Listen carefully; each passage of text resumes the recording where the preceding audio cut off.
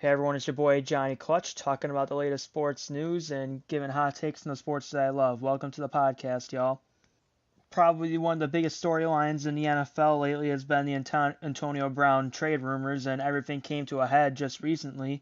Antonio Brown met with team president Art Rooney, and Antonio Brown later tweeted that both sides agreed it was time to move on. Sources say the meeting was very cordial, and all agreed it was in everyone's best interest to seek a trade. Antonio Brown's agent Drew Rosenhaus later said that they have the ability to talk to other teams right now and find the best deal for them. We hope they get a great amount of compensation for Antonio Brown. And that was per ESPN. My reaction to that, specifically the Drew Rosenhaus quote, was that, yeah, your boy Antonio Brown really isn't making things easy for the Pittsburgh Steelers to get good compensation for him, is he? Going on the social media circus the past couple of weeks is probably scaring some teams off, driving down his value. It's either Brown knows this and he wants to screw the Steelers so they don't get as much for him as they should get, or he doesn't know this and he just really wants the attention on him, and it honestly could be the latter because, let's face it, receivers are divas, and Antonio Brown has shown, and especially in the last couple of years, that he's the definition of a diva. Or honestly, it could be both. He wants to drive down his asking price so he can screw the Steelers on the way out, and he wants to be the center of attention. Now, obviously, Antonio Brown has been one of the top receivers in the league for the past 4 to 5 years. There's no question about that. He is truly elite. He's top five no matter what way you slice it, and he's most likely top three on everyone's list. But I must say a lot of this isn't really a good look on him. I remember, before that game against the Bengals where he ultimately sat out, it wasn't because of injury, and we later found out that it was because of his behavior recently. And a lot of people said that he was the one in the wrong, not Ben Roethlisberger. I mean, don't get me wrong. I'm not putting all the blame on Brown for Steelers drama this year. I think all of them are to blame. I think Brown deserves. I'll give him 40%. I'll give Tomlin, and I'll have Tomlin and Roethlisberger share the other 60%. What way you want to slice that pie. But still, I got to tell you, if I'm a team, I mean, I get he's a great receiver. It's just, I don't know, I would kind of second guess getting this guy. He's on the wrong side of 30, and his attitude really isn't the best. But anyway, saying all that, there are two things I predict for this trade. Number one, he won't go to an AFC team. Let's be honest here. The Steelers know he's still good, and they don't want to trade him to a rival. I see all these rumors about him going to the Browns, the Ravens, the Patriots. Stop. They're not going to trade him to a direct rival and make them better. I honestly think they would rather outright cut Brown than do that. Honestly, the only way they do that is if, just say the Browns, the Patriots, give them something ridiculous and give them 2 first-round picks or something like that. Something you don't foresee the Steelers getting for an aging receiver. And another thing I predict about this trade, speaking of first-round picks, is that I think it's going to be very hard for Pittsburgh to get a first-round pick. Some of the teams that probably want Brown are probably early in the first round. I'm going to go over the teams that I think are the best fit for him. And 2 of those 3 teams that I'm going to name have the top are in the top 5 in the first round. There's no way they trade any of those picks for Antonio Brown. Maybe they trade the first round the year after, but I still don't even see that. I just think the best compensation the Steelers are going to get for Brown is a few picks. None of them will be firsts. I think the best you'll get out of it is maybe a second round pick, maybe even just a third. Could be a combination, a second and a third and a fourth. I see something like that more realistic than being a first round pick. But so we'll see about that. And I feel another thing worth mentioning is that I just don't feel that a top-notch receiver is that valuable to a team. Don't get me wrong, having a great receiver like the Antonio Browns, Julio Jones, Odell Beckham, you name them, that obviously helps out your team. But really, when you think about it, name the last time a really big-time receiver won a Super Bowl. I'm talking about big-time, not Julian Edelman, who's very good, not like an Alshon Jeffrey. I'm talking about where you say that guy's top 5 in the league, you got to double cover him, teams are game planning for him nonstop, 1,500 yards a season, those type of guys. When was the last time you really see them win a Super Bowl? The closest I can say in the recent years is when Julio Jones got to the Super Bowl and they ended up losing to the Patriots.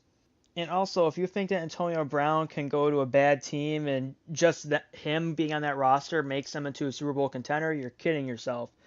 Prime example is Odell Beckham. Odell Beckham's a top 5 receiver, and the Giants have been in the bottom of the league the last couple of years.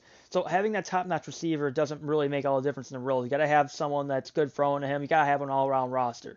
It's not like quarterback. You can have a great quarterback. You can put Aaron Rodgers, I think, for a lot of years was on terrible Green Bay teams, and he willed them to the playoffs, excluding this year. Receiver really isn't that type of position. But anyways, with all that being said, here are my 3 top landing spots for Antonio Brown. Number 3, Arizona Cardinals. They have a new coach that they're trying to sell as an offensive genius. Obviously they want to show they made the right hire here. So giving him a toy like Antonio Brown to play with, will make him look a lot better. And having Antonio Brown will also help out Josh Rosen, who lacked consistent weapons outside of an aging Larry Fitzgerald last season. And again, when I'm saying that he might go to the Cardinals, I don't think that makes him a contender or anything. He makes them better. There's no doubt about that. Number 2, for another landing spot for Antonio Brown, I'd have the Green Bay Packers. Now, obviously, the Packers are coming off a very disappointing season. Aaron Rodgers is 35 years old, and the window to win another Super Bowl with him is closing. You can totally see them making a real win-now move and going after Antonio Brown. Now, Brown, like I mentioned before, is on the wrong side of 30, but is still a top 5 receiver, and he can make a deadly duo with Devontae Adams on the outside. And he would be by far the most talented receiver that Aaron Rodgers has ever had. I know Jordy Nelson was really great, but Antonio Brown's just on another level in terms of pure talent. And honestly, me personally, if I was Antonio Brown, I would love to go to Green Bay. Out of all of his possible trade destinations, he had a great quarterback in Pittsburgh with Ben Roethlisberger, obviously. Out of all the possible trade destinations, you can say Green Bay is probably the one where you can say, he upgraded. He went from Roethlisberger to Rodgers, and I would completely agree. So he would have really won out with that deal, with all this, social media circus and wanting to trade. He would end up being right. He would really be in a better situation with a better quarterback. Put your ego aside. Great quarterbacks make you look better. Obviously, Brown's a great receiver, but he doesn't have all those amazing seasons without Ben Roethlisberger throwing him the ball. And he could really honestly be even better with Rodgers. Number 1, San Fran. Now, in social media posts, most notably where George Kittle was trying to court Antonio Brown, it was kind of funny and stuff like that, but it seems like Antonio Brown really does want to be in San Fran, and they have a really dire need for a position. Out of all these teams I'm mentioning, they probably have the most need for Antonio Brown. And just say they get Brown, they would then have 2 really elite weapons for returning Jimmy Garoppolo.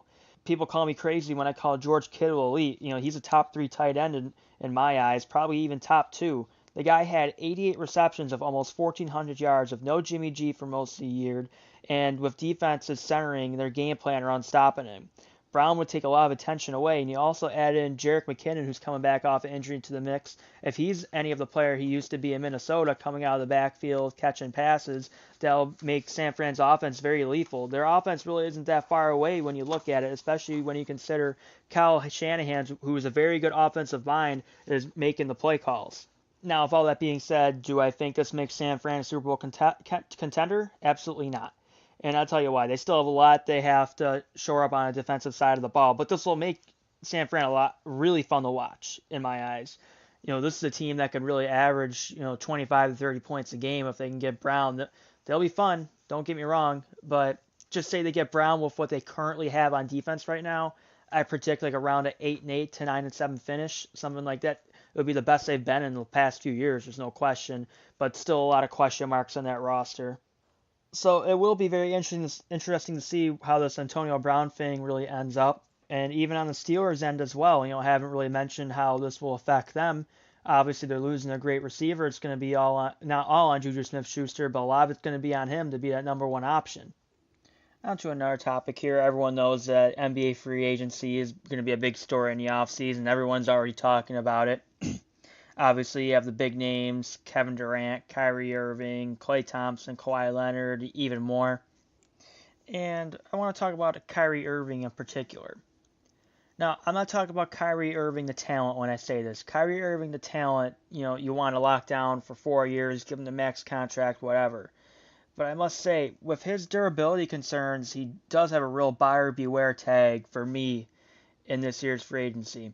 You look at the last 4 seasons, his teams have at least made it to the conference championship. Obviously, he made it 3 years in a row with LeBron. He was absent in the first one. The next two he played, then he was absent in the fourth one. Obviously, with Boston last season when they made it to the Eastern Conference Finals, he didn't play for the entire playoffs. And then this season, he's currently hurt right now. He's currently having problems with his knee, and knee injuries aren't really something you want to play around with in basketball. The one thing I do find a little ironic about all this is that they traded away Isaiah Thomas for Kyrie Irving because they thought Isaiah Thomas was really injury prone and he was a question with his hip, and they were absolutely right about that. Isaiah Thomas has never really been the same player, but in return they get Kyrie Irving, another guy who's very injury prone. Let's face it, he is injury prone. And honestly, I have real question marks on how he's gonna, how the rest of his career is gonna play out with all these injuries. He's young and he's having all these injuries. He's just not someone you can really depend on to be there all the time. And I'm not blaming Kyrie Irving for any of this. Obviously, he wants to play. But it's really hard to give a big contract to a player like that you really can't rely on to be there at the end when you really need him. And even for the Celtics, who's honestly buyer beware for the Celtics too. You look at last season, they did just fine without him. They made it to the conference finals. Now, I think they do beat Cleveland with Kyrie, but still, they were just fine. They're still a very good team. And you look at recently, honestly, they've been playing better without him. They beat the Philadelphia 76ers and they beat the Detroit Pistons without Kyrie Irving. And that's not to say that Boston for sure is better without Kyrie Irving. Obviously, they would have won those games with him as well. But it just shows that they would be okay. They can Brad Stevens' offense is amazing for point guards. They can probably find someone else that can fill that hole, and they'll just be okay. If they don't go the one route of keeping Kyrie and trading for their star and Anthony Davis, they got a lot of draft picks still that they can use, and they can use those assets to replace Kyrie Irving.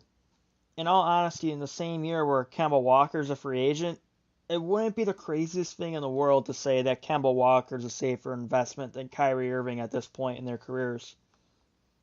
In seasons where they've played under 60 games, Kyrie Irving already has 3, and he has to be going for a 4th this year, seeing how this injury is going to play out for the rest of the season. He still needs to play 13 more games to reach 60.